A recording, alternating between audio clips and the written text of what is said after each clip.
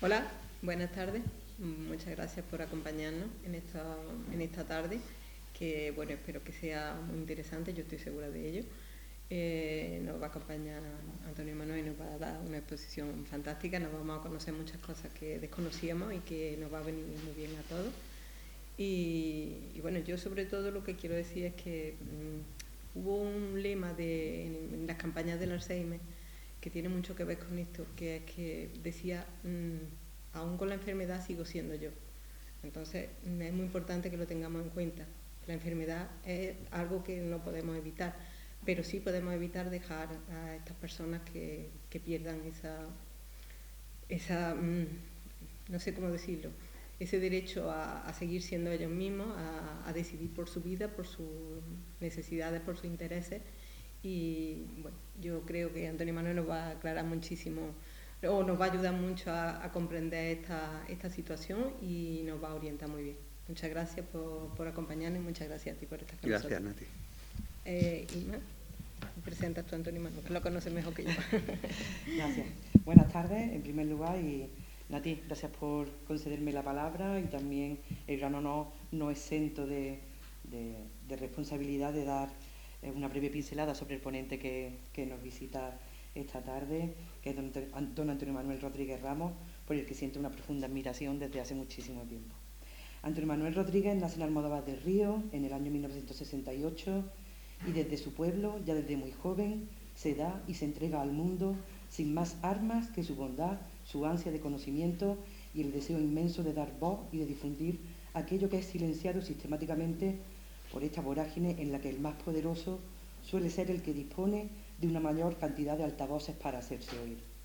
Persona polifacética donde la haya, cuenta con varios premios en el ámbito de la literatura y es también músico, compositor, colaborador en medios de comunicación, guionista, autor de cortometrajes, fundador y presidente de la Federación de Ateneos de Andalucía, patrono de la Fundación Blas Infante y director de la Cátedra Blas Infante de Andújar. Nuestro ponente combina su labor creativa con la docencia y el activismo social, cultural y político, y su trabajo y su acción están siempre vinculados a Andalucía, la memoria colectiva, los derechos humanos, el ecologismo, el feminismo y la radical democracia.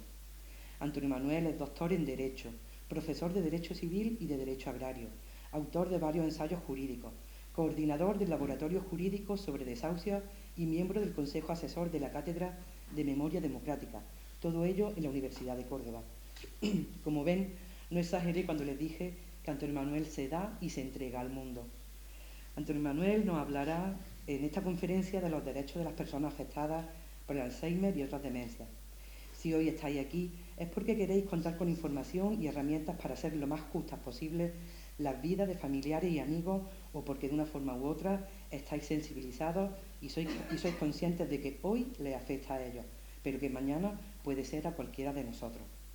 Esta tarde se abordarán ideas como la diferencia entre perder la memoria y perder la voluntad, los matices que distinguen la discapacidad de la dependencia, el muchas veces no tenido en cuenta sesgo rural y de género, y también se realizarán algunos aportes muy interesantes sobre los cuidados.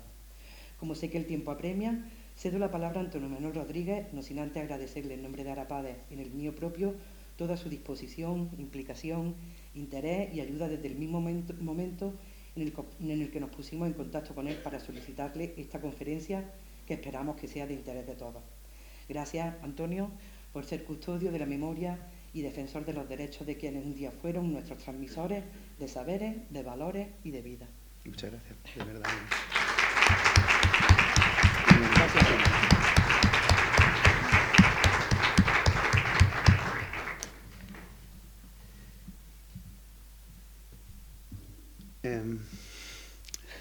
Muchísimas gracias por estas palabras, Inma. Muchísimas gracias, Nati, por vuestro trabajo y a vuestra asociación. Y muchísimas gracias a todas vosotras y vosotros por acompañarnos en este día. Mira, veré. Ayer era el cumpleaños de mi madre y fui a su casa a darle la enhorabuena porque igual ocurre con mi cumpleaños. Cuando yo cumpleaños siempre doy las gracias a ella. La primera llamada que hago es llamar a mi madre para darle las gracias. Y bueno, salí fuera con mi madre, con mi padre, para coger unas naranjas. Ellos viven en un sitio que tiene unos cuantos naranjos. Y al llegar a la puerta, ya estaba ya solo con mi padre.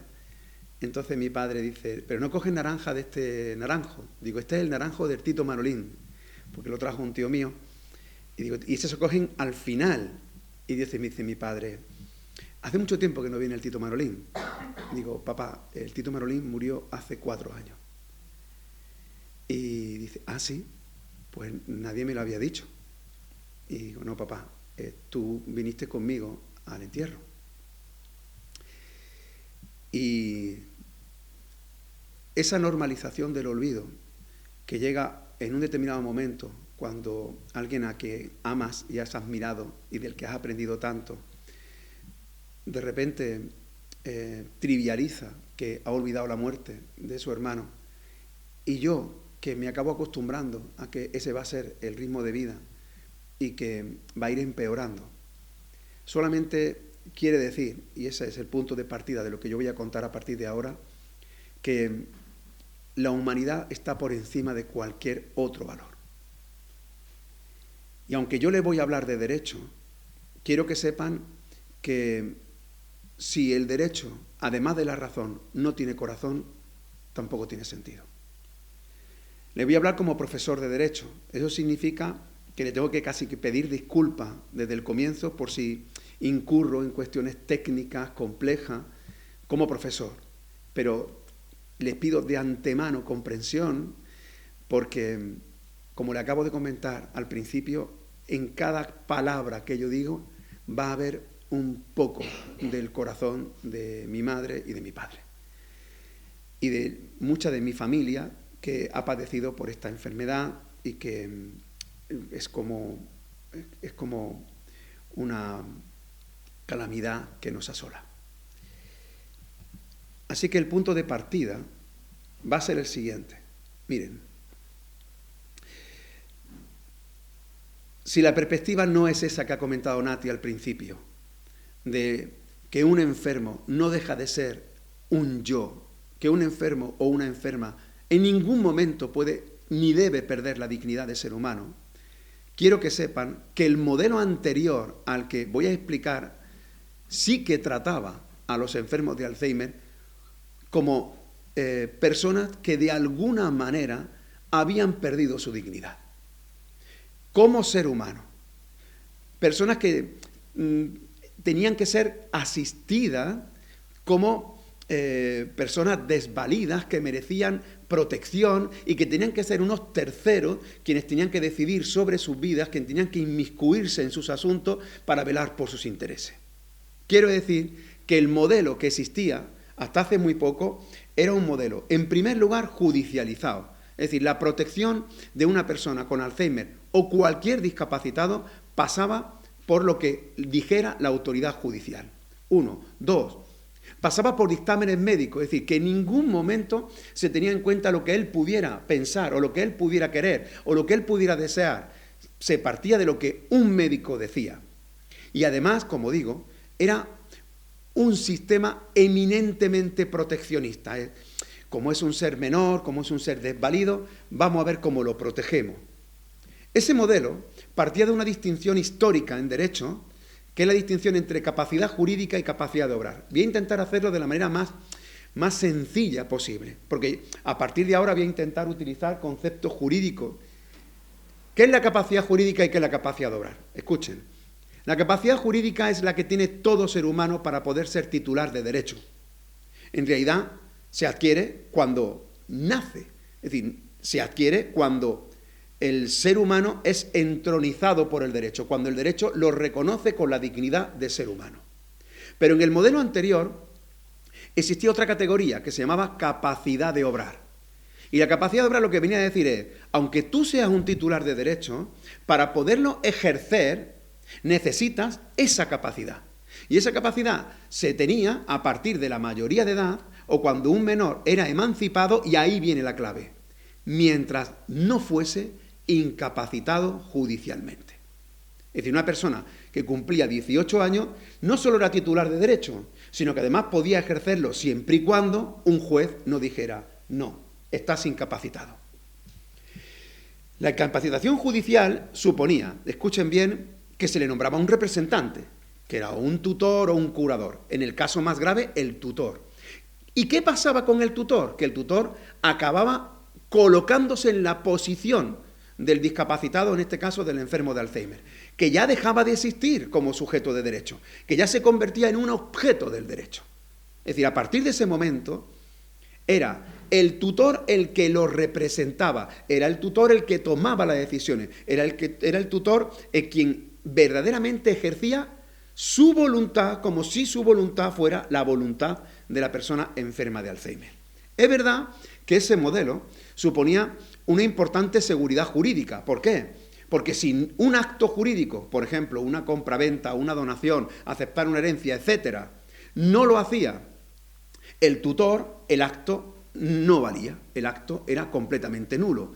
Es cierto que era un modelo más seguro, pero era un modelo que vulneraba flagrantemente la Declaración Universal de los Derechos Humanos. Es decir, era un modelo al que podía asistirle cierta razón, pero que carecía por completo de corazón. Era un modelo desalmado, por mucho que intentamos querer ver la buena fe o la buena voluntad de querer proteger al otro. Porque en verdad ya no existía el yo. Había una anulación del yo, que es lo que apuntaba Nati al comienzo, ¿no? Ese modelo cambia a partir del 2006. Escuchen bien. Naciones Unidas había hecho muchísimas reuniones que al final se condensan en una convención, que es la Convención sobre los Derechos de la Persona con Discapacidad, que tuvo lugar el 13 de diciembre de 2006. Esa convención marca un hito, un antes y después, porque los estados partes que suscribieron esa convención, los estados partes de las Naciones Unidas dijeron no. La asistencia, el cuidado de una persona discapacitada, entre la que está un enfermo de Alzheimer, tiene que pasar sí o sí, inexcusablemente, por el respeto a sus derechos fundamentales, por el respeto a su humanidad. Es decir, el principio pasó de ser el todo sobre vosotros, pero sin vosotros, fijaros que estás hablando de un tercero, al nada sobre nosotros sin nosotros. El artículo más importante de esa convención es el artículo 12. Yo no les voy a pedir que lo lean tal como lo acabo de poner en la pantalla, pero sí me he permitido, digamos, la licencia de colocarlo porque sí me interesa que vean lo que de alguna manera va a servir de norte para todas las legislaciones de todos los estados que firmaron esa convención. Y fijaros que el punto de partida es el reconocimiento de su personalidad jurídica. Es decir, lo primero que dice ese artículo es: las personas discapacitadas tienen capacidad jurídica y la tienen en igualdad de condiciones con todos los demás y en todos los aspectos de la vida. A mí me parece eso clave, fundamental. No estamos hablando de ciudadanos de segunda, no estamos hablando de personas que no son personas, no estamos hablando de humanos sin derechos humanos, no. Está diciendo que todos los seres humanos merecen el mismo trato como tal, merecen el mismo reconocimiento en su dignidad y, en consecuencia, a todos se les tiene que reconocer su capacidad jurídica. Fijaros que entre las medidas que se pueden adoptar, dice que se haga lo que se haga, habrá que respetar los derechos, la voluntad y las preferencias de la persona. Habrá que evitar cualquier tipo de conflicto de intereses de terceros, influencias de terceros, y que todas las medidas tendrán que ser proporcionales y adaptadas a las circunstancias de la persona, que se apliquen en el plazo más corto posible y que estén sujetas, eso sí, a una salvaguarda, a un examen periódico por las autoridades judiciales que sean competentes e imparciales. Y fijaros que esa misma norma termina como colofón diciendo que estas personas, aunque sean enfermos de Alzheimer, toda persona discapacitada tiene derecho a ser propietaria, a heredar sus bienes, a controlar sus propios asuntos económicos y tener acceso en igualdad de condiciones a préstamos bancarios, a hipotecas, a otras modalidades de crédito financiero, y se velará para que las personas con discapacidad no sean privadas de sus bienes de una manera arbitraria, que es lo que ocurría con el modelo anterior. Ese es el artículo clave, el gozne de la reforma que tiene lugar en el 2021. Porque, como digo, a mí esto no me parece un detalle menor. Les acabo de decir que la Convención de los Derechos de las Personas con Discapacidad es de 2006, que España fue un Estado firmante, que lo adaptó y que hubo reformas del Código Civil, pero que en ningún momento transpusieron ni la norma ni el espíritu del artículo que yo le acabo de decir. Eso tuvo lugar en el 2021, en la Ley 8/2021 de 2 de junio. Quiero decir que tuvieron que pasar 15 años para que el Estado español ratificase e incorporara a su derecho una normativa que había ratificado en el 2006. Y a mí me parece que eso sí que invita a una reflexión muy importante, porque han pasado distintos gobiernos de distintas ideologías, no solamente a nivel central, también a nivel autonómico, y sin embargo, una norma de esa magnitud no se había asumido por nuestro propio derecho. Quiero decir que si la norma tiene como principio más importante, vamos a respetar la voluntad, el deseo y la preferencia de la persona enferma de Alzheimer en su legítimo derecho al cuidado, lo que acabo de decir es muy importante, ¿eh? Tiene un legítimo derecho a ser cuidado. Y ese legítimo derecho a ser cuidado implica el absoluto respeto a lo que él quiera, a lo que ella desee, a lo que ambos prefieran. ¿Cuáles son los puntos principales de la reforma? Voy a intentar ser lo más rápido posible, pero para que vean cuáles son los pilares que sustentan ese cambio normativo. El primero, os puede sorprender, el primero es que no define qué es discapacidad. Y eso está perfecto. Y voy a intentar explicar por qué. Cuando yo empiezo mis clases de Derecho con los más jovencitos, lo primero que les hago es decir, ¿sabéis lo que es una silla? Y todos me dicen, sí, sí, y digo, ¿qué es una silla? Defínela.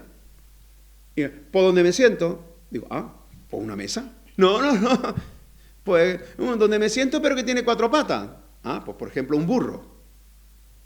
Lo que intento hacerles ver que nuestra profesión, la de jurista, maneja con la precisión que maneja un médico el bisturí, la palabra. Nuestro trabajo es la palabra. Y trabajar con la palabra. Y hacer justicia con la palabra. Y ayudar a los más débiles con la palabra. Pues bien, de la misma manera que en nuestro derecho no se define la palabra persona, porque no se puede definir. Porque si tú dices una persona es, ¿qué pasa? Que lo que no entre en la definición no es persona. Ese riesgo no se puede correr. Ese riesgo se corrió, por ejemplo, durante el nazismo, que sí se definió lo que era una persona. Y resulta que un judío no era persona. Eso no puede pasar. Entonces tampoco puede pasar que se diga una persona discapacitada es no. Una persona discapacitada es una persona. ¿Se entiende? Es que quiero hacer mucho hincapié en esto. Una persona discapacitada es una persona. Una persona con la misma dignidad que cualquier otra. Yo perdí un dedo hace unos años. Luego, soy una persona discapacitada. Soy una persona discapacitada. ¿Soy una persona normal? ¿Ya no soy normal porque me falta un dedo? ¿Hay alguna persona normal en la sala? Es decir, todas las personas somos imperfectas afortunadamente.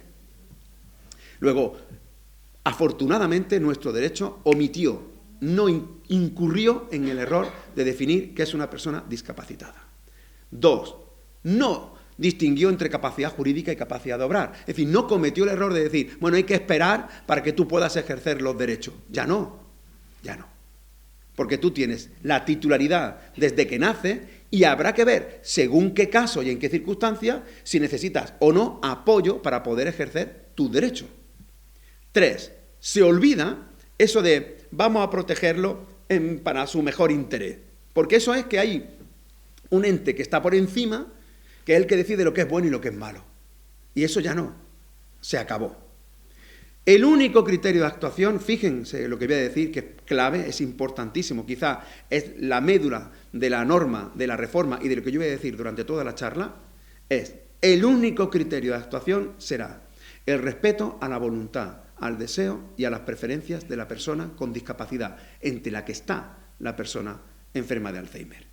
Eso significa que tendrá prioridad lo que esa persona haya decidido sobre sí misma, lo que se llaman los apoyos voluntarios. Tendrá prioridad la forma en que él o ella haya decidido en que tiene que prestarse el apoyo. 3. Eso implica, a su vez, el reconocimiento a que tienes derecho a ser apoyado. Y claro, en la medida en que se me concede un derecho, ¿puedo renunciar a él? Eso es una pregunta muy seria. Mira, vamos a ayudarte. No, no quiero que me ayude. ¿Tiene derecho a renunciar? Ahora viene la sorpresa. Pues por supuesto que sí. Por supuesto que sí, pero todas las personas que conocemos y tratamos con personas con Alzheimer, cuando el nivel de degradación es muy alto, ya sabemos que a partir de ese momento ya no. Es decir, ya no puede renunciar al apoyo cuando la situación es de enorme gravedad. Se tomen las medidas que se tomen, esas medidas, dice la ley, que tendrán que ser necesarias, proporcionales y subsidiarias a las que haya decidido la persona. Eso quiere decir que solo se tomarán medidas por un tercero cuando sean absolutamente indispensables, es decir, es la última ratio. 1, 2, aunque se tomen, serán proporcionales a lo que verdaderamente necesiten. Y luego 3, siempre serán subsidiarias a las que él o ella hubiera decidido. En octavo lugar, la norma restringe al máximo los supuestos en los que se va a sustituir su voluntad. Es decir, eso ocurrirá cuando ya no haya más remedio, pero mientras se pueda, una persona con Alzheimer se le va a permitir que decida sobre su vida, sobre sus preferencias, sobre sus deseos, y si no puede, tendrá el apoyo de la persona que le está cuidando, y si ya no puede así, solo en ese caso, y solo en ese caso, se le sustituiría la voluntad por una tercera persona. Luego, además de los apoyos que se establezcan, en cualquier caso van a establecerse unas salvaguardas judiciales, es decir, muy bien, aunque tú tengas una persona que te cuide, siempre va a haber una autoridad judicial y un ministerio fiscal que va a estar velando porque eso es correcto. Y por último, y no es una cuestión tampoco baladí, todo lo que yo estoy diciendo se aplica solo para personas mayores de edad. Es decir, la protección de personas discapacitadas menores de edad, en cuanto que son menores, se rigen por la Ley de Protección Jurídica del Menor. ¿De acuerdo? Bueno, pues más o menos este es el comienzo de la cuestión. ¿Cómo lo lleváis? ¿Bien? De verdad, con total sinceridad. Si veis que estoy explicando cosas que no se entienden, me las decís. ¿De acuerdo? Y si queréis, pues cada momento voy haciendo como un flashback y voy para atrás y voy un poco haciendo memoria de lo que ha pasado.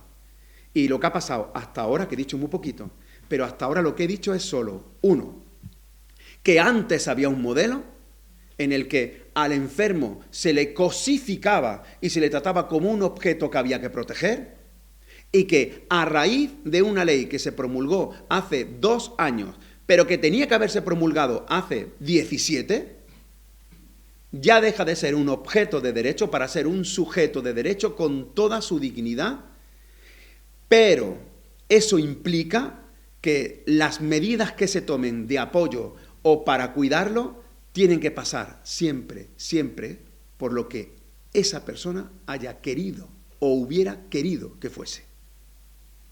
Eso último que acabo de decir es importantísimo y lo voy a repetir varias veces. Mirad, os voy a poner aquí un par de artículos, no os asustéis, porque claro, veis el tocho ahí, ¡pum! No os asustéis. Esto es derecho civil puro y duro, pero lo único que quiero que veáis en la norma que yo acabo de poner es que se repite lo que acabo de explicar. Mirad, que las medidas de apoyo que vayan a hacerse tienen que velar por el desarrollo de la personalidad y que tienen que estar en condiciones de igualdad, que tienen que respetar la dignidad de la persona, que la de origen legal tiene que ser la última, que las personas que presten el apoyo tienen que actuar atendiendo a la voluntad, a los deseos y las preferencias de la persona que lo requiera. ¿Veis? Eso ya lo dice la ley. Ya no es un criterio de interpretación. No, eso ya está en nuestro Código Civil. Que solo en casos excepcionales podrán ser sustituidas. Y fijaros lo que dice. Esto me parece esencial. Cuando se le tenga que sustituir la voluntad, es decir, cuando exista un representante, léanlo, esas personas que sustituyan, que lo representen, deberán tener en cuenta la trayectoria vital de la persona con discapacidad, sus creencias y valores. Es decir, que si en el último caso hay una persona que le representa y tiene que decidir, por ejemplo, sobre su entierro, si esa persona, por ejemplo, no era católica, el representante no puede decir es que lo mejor para él o para ella es que se le entierre por la iglesia. O a la inversa. Si la persona era católica o profesaba cualquier religión, la persona no puede decir, no, pero esto es mi padre. No. ¿Tu padre era creyente? Pues tendrá que ser enterrado por la iglesia. Por poner un ejemplo. O, mira, es que esto pasó con una sentencia que se dictó hace unos años, pero es un caso muy revelador. Probablemente salga después, durante la charla, pero me anticipo porque creo que es muy revelador. Por ejemplo, es que lo mejor para mi padre es vender la casa que tiene en el pueblo, traerlo a la ciudad e internarlo con el dinero de la casa.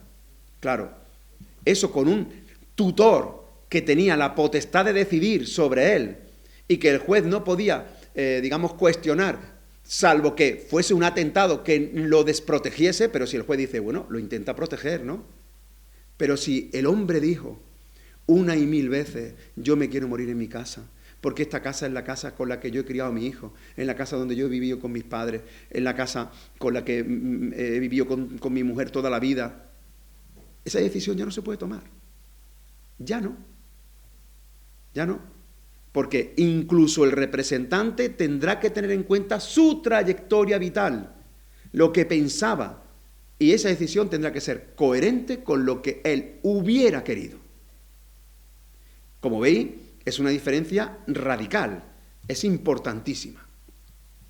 Y de todas las normas, quizá la más importante, por lo menos, quizá para esta charla, voy a decir muchas cosas a partir de ahora, ¿no? Y muy técnicas, pero quiero advertir que esto es quizá de las piedras angulares del modelo, y es lo que se denomina autocuratela. Dicho en otras palabras, la posibilidad de que un enfermo decida sobre sí mismo. Veréis,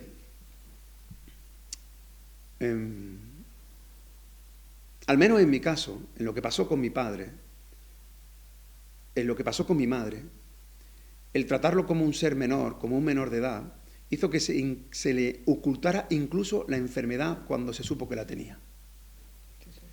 Eso es algo bastante común. Cuando ya se sabe, que no se entere. ¿Cómo que no se entere? Se tiene que enterar desde el minuto 1. ¿Y sabéis por qué?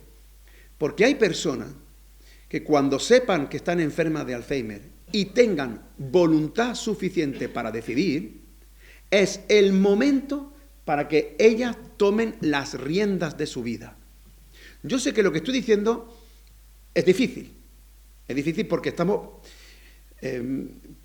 poniendo sobre la mesa cuestiones médicas, cuestiones humanitarias, cuestiones familiares, personales, pero también jurídicas. Es que estamos hablando de derecho. Y si una persona tiene suficiente voluntad y esa persona dice, yo quiero que me apoye tal persona. Y quiero que me apoye de esta manera. Y quiero que la mejor manera de apoyarme es que venda mi coche y que coja la cuenta del banco que tengo en tal banco. Eso es importantísimo. Eso es fundamental. Y eso no lo hemos hecho. No lo hemos hecho porque el modelo anterior era, vamos a ver qué nos dice otro, y en el modelo actual, pues resulta que con nuestro afán de buena fe, de proteger, nos hemos olvidado que las personas con Alzheimer, cuando son detectadas a tiempo, que realmente es nuestro gran trabajo, y yo sé que eso es lo que estáis poniendo todo el empeño desde Arapade, en el momento en que se sepa, lo más importante es la autocuratela, a la que después me referiré. Porque el notario, desde el momento en el que se le diga por parte de la persona enferma, quiero que me cuide tal persona, quiere que me cuide así, el notario está obligado a trasladar esa información al registro civil. Y que en el registro civil se incluya, para que quede claro su situación y cuáles son sus medidas de apoyo. Porque fijaros, solo y exclusivamente cuando esas medidas de apoyo no existan, cuando no existan otras medidas de apoyo, solo en ese caso es cuando intervendría la autoridad judicial. Por eso es tan importante la autocuratela, que es una de las instituciones más olvidadas y, sin embargo, es la más importante. Vuestro trabajo como activistas sociales, como personas comprometidas, no solamente por vuestros familiares, sino con el entorno, tenéis que hacer un sobreesfuerzo por intentar decir, en el momento en que se diagnostique la enfermedad, oye, tú tienes la oportunidad y, si me permitís, el derecho y casi el deber de decidir qué va a pasar contigo. Toma las riendas de tu vida, no lo dejes de verdad. Porque claro, lo normal es que se deje, y lo normal, como digo, en muchísimos casos, que yo he conocido personalmente, es incluso el de ocultarle la información. El modelo, como dije, supuso el fin de la incapacitación judicial. ¿Recordáis? El modelo anterior implicaba que un juez decía, como tengo aquí un dictamen médico y resulta que está enfermo, se le nombra como representante a Juan, y Juan va a ser su tutor. Eso ha desaparecido por completo. Claro, ¿qué ocurre con las personas que tienen tutores? ¿No? Las personas que tienen tutores hoy, ¿qué pasa? Pues se estableció un plazo de 3 años para que se acondicionara la ley. Quiero decir que el año que viene esa figura desaparece. Pero desaparece porque ya ha desaparecido. Esto que voy a decir es muy importante. Que nadie se confunda. Desde el 2021 ya no existe la incapacitación judicial. Y si alguien estaba incapacitado judicialmente desde el 2021, ya no lo está. Entonces eso tampoco supone, para que me entendáis, que el tutor se convierta inmediatamente en este curador del que estaba hablando. O sea, si hay una persona que tiene una guarda de hecho, de la que después hablaré, con eso basta. Lo que yo quiero que desde ya quede claro, ya lo he repetido varias veces, pero lo voy a repetir muchas más. Lo que yo quiero que desde ya quede claro es que antes el juez incapacitaba, te quitaba la capacidad de obrar, ya no podía decidir sobre tus bienes, sobre tu vida. Eso lo hacía un tutor y lo único que hacía era examinar si se acondicionaba o no a los mejores intereses de la persona enferma. Hoy no. Hoy ya no hay tutores, ya no hay incapacitación judicial. Y si la hubo, ya no existe, importantísimo, y el juez se va a limitar a comprobar si la persona que tiene como guarda de hecho está haciendo lo correcto. Y si no hay una guarda de hecho y necesita la autorización para un caso concreto en el que le representen, en ese caso velará porque la decisión sea la que quisiera o hubiera querido la persona enferma. ¿Me he explicado bien? ¿Seguro? Muchas gracias. Pues vamos a pasar ahora a examinar las distintas instituciones de protección y de apoyo que tienen las personas con Alzheimer y en general las personas discapacitadas. La primera de ellas es la guarda de hecho. Fijaros, la guarda de hecho es lo que ocurre en el 99,99 de los casos de personas afectadas de Alzheimer. Es un apoyo informal de la persona más cercana, normalmente que pertenece a su círculo familiar o afectivo. Lo más importante de la guarda de hecho es que, aunque se llame de hecho, está siendo reconocida por el derecho. Esto me parece una auténtica revolución jurídica. Lo que está haciendo el derecho es la mujer que cuida del marido, la hija que cuida de la madre, el niño que cuida del padre, aunque lo cuide de hecho, aunque no tenga papeles, es la persona legítima y que legalmente está reconocida para cuidarlo. Me parece un auténtico cambio descomunal. Lo normal es que la función de una guarda de hecho sea asistencial. Es decir, lo normal es que la persona que guarda de hecho a la persona enferma de Alzheimer, pues le asista, la cuide, ¿no?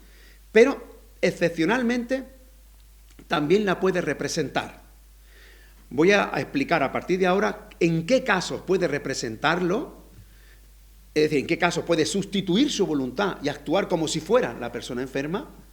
Y si no fuese así, son casos muy concretos previstos en la ley, fuera de esos casos, entonces necesitaría de la autorización judicial mediante un expediente de jurisdicción voluntaria, que es simplemente acudir al juez y decir, yo necesito que me ayudes para tomar esta decisión.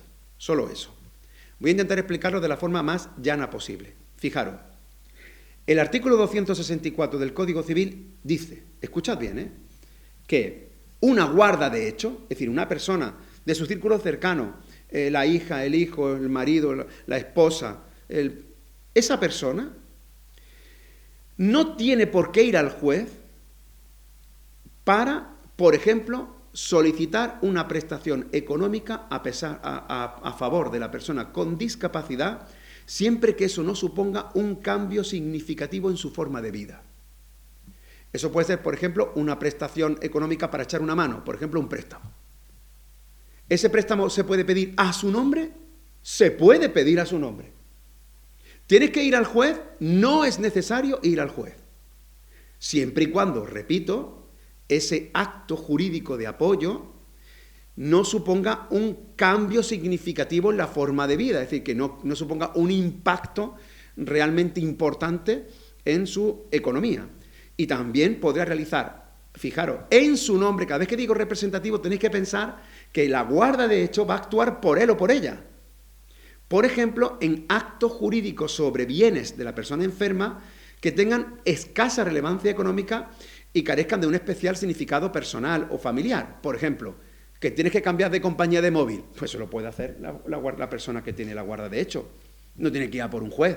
Que va a cambiar la compañía de la luz, para cambiar de compañía de la luz, repito, a su nombre. Es que ¿entendéis? Eso es lo más importante, a su nombre. No es necesario ir a la autoridad judicial. Repito, para que quede claro, la guarda de hecho es la institución más importante de cuidado de una persona con Alzheimer. ¿Quién es una guarda de hecho? ¿Alguien que ha nombrado el juez? No. Antes sí, ahora no. O sea que si alguno de vosotros está cuidando a una persona con Alzheimer, una pregunta, ¿yo tengo que ir al juez para qué? No. Tú ya eres la persona a la que el derecho reconoce como su asistente legítimo. Asistente significa quien lo cuida, quien la cuida. Pero, ¿y lo tiene que representar? Si puede actuar en su nombre, la regla es no. La regla es no. Salvo excepciones. ¿Cuáles son las excepciones? Lo que acabo de explicar. Cuestiones económicas que no supongan un impacto importante y que en realidad representen cuestiones de la vida cotidiana y que no supongan un impacto o un cambio de modelo de vida. ¿Lo veis? Y eso lo puede hacer la persona que guardadora de hecho y lo puede hacer sin necesidad de ir al juez. Sin embargo, hay casos en los que sí o sí tienes que ir a un juez. Pensad que estoy hablando de derecho. Pensad que estoy hablando de actuaciones jurídicas. ¿Me entendéis? De actuaciones con trascendencia para el derecho. Bueno, el artículo 287 del Código Civil sí que establece una lista de actos en los que sí o sí la persona guardadora de hecho tiene que ir al juez a pedir autorización. Por ejemplo, si va a realizar actos de trascendencia personal o familiar. Imaginaros que, a ver, voy a poner un ejemplo, a ver qué se me ocurre. Por ejemplo, a ver, que tú te enteras que tu padre pudiera ser el padre de alguien muy rico. Y dices, pues voy a hacer una reclamación de paternidad. ¿Lo veis? Eso es un acto de una enorme trascendencia personal o familiar. Eso no lo puede hacer el guardador de hecho. Necesita una autorización del juez. Para enajenar o gravar bienes inmuebles, o establecimientos mercantiles, u objetos de extraordinario valor, o de trascendencia personal. Es decir, por ejemplo, vender tu casa. Para vender tu casa hace falta el consentimiento de la autorización judicial. Si quieres hipotecar tu vivienda, repito, y lo que tienes es un guarda de hecho, esto es importante, ese es el supuesto, y tienes un guarda de hecho, entonces necesita una autorización judicial. Sin embargo, si tú hubieras sido, a ver si me cogéis ya el tranquillo, lo suficientemente previsor, en el momento que tuvieras voluntad para hacerlo, y hubieras dicho, yo quiero que me custodie y que me guarde mi mujer, y a mi mujer le confiero poder para vender la casa, para vender el coche, ¿lo veis? Entonces no haría falta pasar por el juez. Por eso es tan importante la curatela. ¿Lo veis? Por eso es tan importante. ¿Puede vender la guardadora de hecho un anillo? Pues sí. ¿Puede vender el anillo de matrimonio? No. Haría falta la autorización judicial.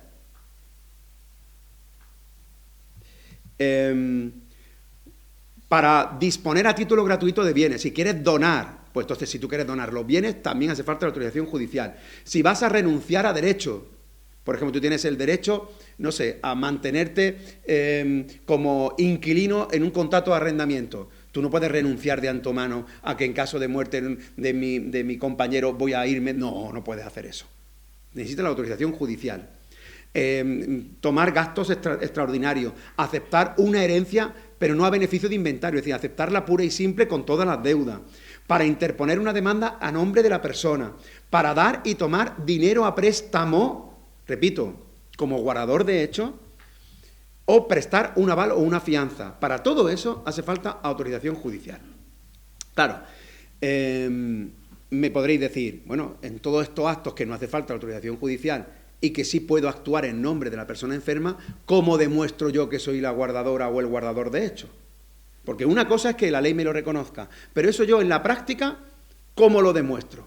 Pues miréis, se puede demostrar con los documentos que tengáis a mano. No hace falta ningún documento excepcional. Con los documentos que tengáis a mano, por ejemplo, si eres una persona familiar o un allegado, pues con el libro de familia, con eso vale. Por ejemplo, porque convives con ella, por ejemplo, un certificado de empadronamiento, un certificado de convivencia, porque has solicitado tú la ley de la dependencia por la ley de dependencia. Es decir, cualquier documento que acredite que hay un vínculo en virtud del cual tú estás apoyando a la persona enferma, con eso vale para que el derecho te reconozca como una guarda de hecho. Ahora, que también puedes, si quieres, ir al notario. Y al ir al notario decir que quede claro que yo soy la guardadora de hecho. Entonces eso sería un acta de notoriedad y se puede hacer. Y también se puede hacer, si queréis, ir a un juez y decir que se me reconozca como guarda de hecho en un expediente de jurisdicción voluntaria. Eso se puede hacer, ¿me entendéis? No hay ningún tipo de problema. Si queréis tener una prueba mucho más fuerte, ¿no? Un auto de un juez o un acta de notoriedad del notario, que podéis hacerlo, pero que no hace falta, Que quiero que quede claro que no hace falta que una persona que cuide de otra enferma de Alzheimer tiene todos los derechos reconocidos en nuestro Código Civil y que si vas a tomar, como he dicho antes, una medida, por ejemplo, un cambio de cuenta, una cosa así, que es rutinaria, el banco te pedirá, oye, dime que estás conviviendo con él o dime que pediste la ley de la dependencia, con eso bastaría. Y, de hecho, así ocurre en la práctica. Te pregunto una duda que me Sí. pueden tener, entonces varios hijos pueden ser guardadores de hecho. Porque eso es un problema. Magnífica pregunta. Que no sé cómo se resolvería. Pues se resuelve muy fácil. Mira, Brain, bueno, muy fácil. Varios hijos, varias hijas, varios familiares pueden ser guardadores de hecho, por supuesto, y lo son. Pero puede ocurrir que surja un conflicto. Entonces, eso sí se resuelve con un expediente de jurisdicción voluntaria, y de hecho lo voy a explicar después. Ah, vale, que me he adelantado, bueno. Pero ha hecho muy bien adelantándote. Había hecho muy bien. Bueno, ¿estáis cansados? ¿Estáis cansados? ¿Vais bien? ¿Seguro? Sí. Seguro, ¿no? Vale.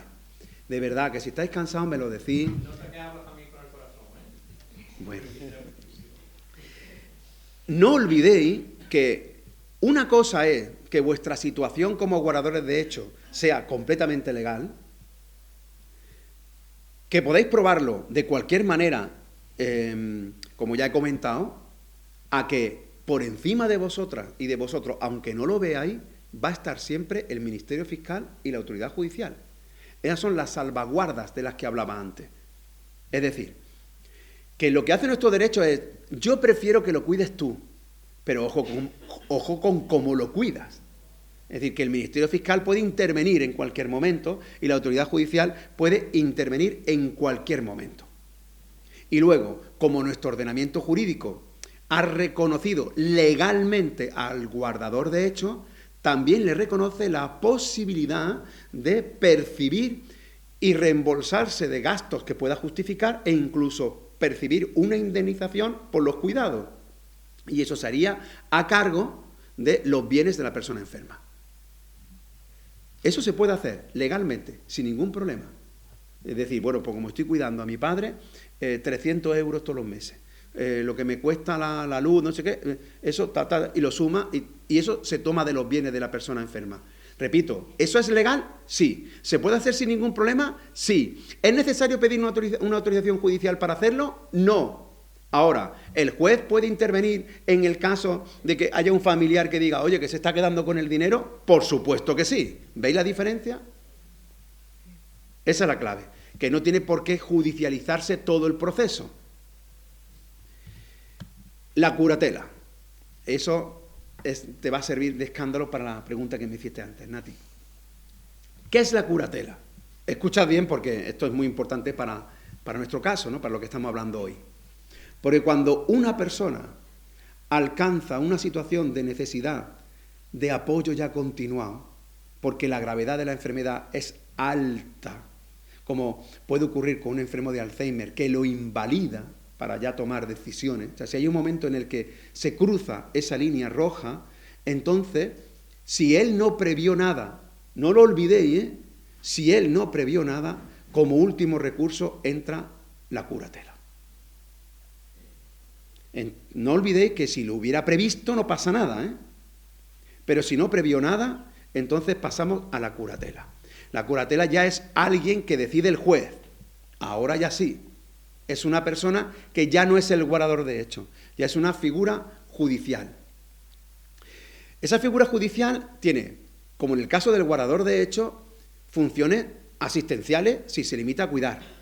Puede tener funciones representativas, ya sabéis que es lo excepcional, pero también puede ocurrir que el juez, cuando determine quién es el curador o quién es la curadora, diga, y tú vas a representarlo si vas a pedir dinero, y lo vas a representar si va a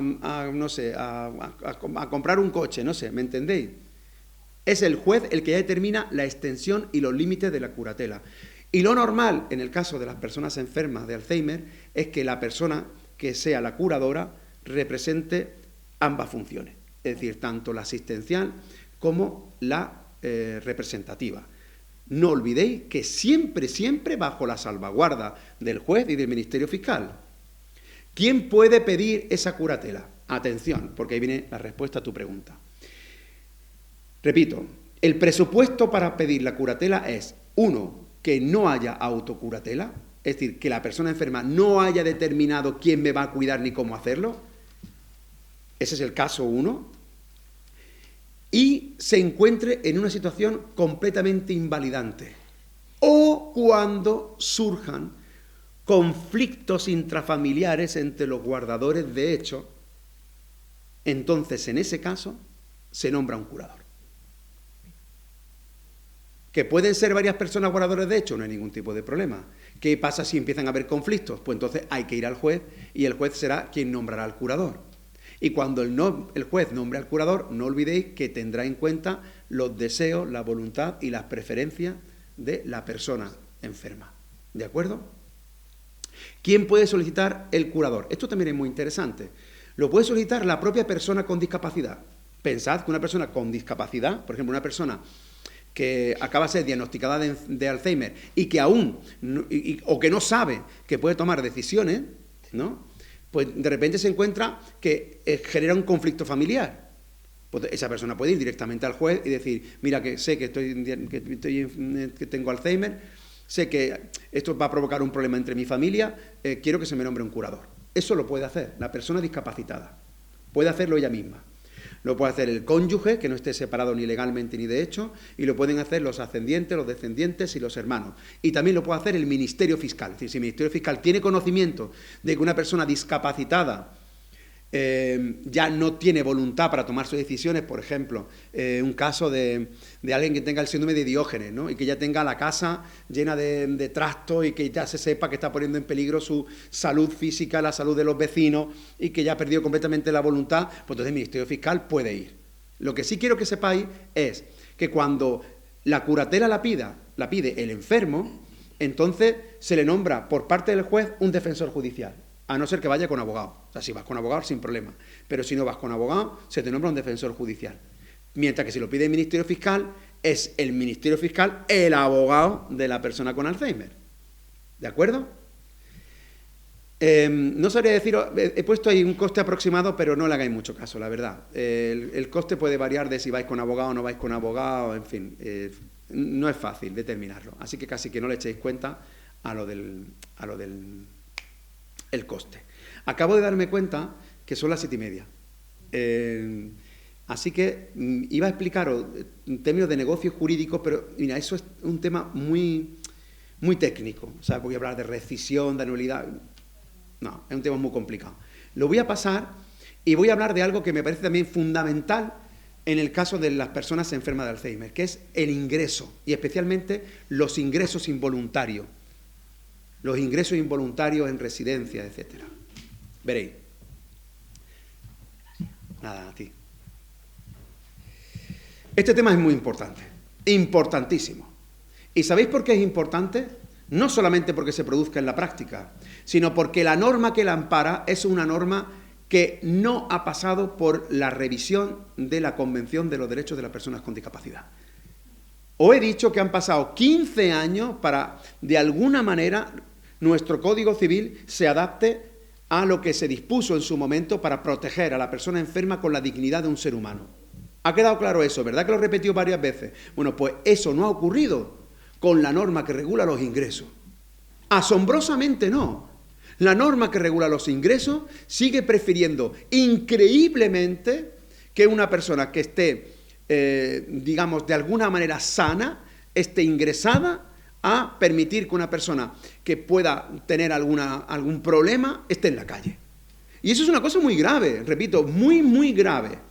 El artículo 763 de la Ley de Enjuiciamiento Civil, que ahora sí voy a leer, este artículo sí lo voy a leer porque me interesa que lo leáis conmigo, dice: el internamiento por razón de trastorno psíquico de una persona que no esté en condiciones de decidirlo por sí, requerirá autorización judicial. Claro, cuando tú lees la norma dices, bien, ¿no? Pero la pregunta es, ¿trastorno psíquico qué es? ¿Un trastorno psíquico qué es? Un trastorno psíquico que adicciones de droga, demencia, en cualquiera de sus claves, los menores, trastornos mentales, o sea, exactamente qué es un trastorno psíquico. Entonces, ahí es donde viene el verdadero problema, que, si os fijáis, sigue tomando como modelo el que va a ser un tercero el que va a decidir por ti.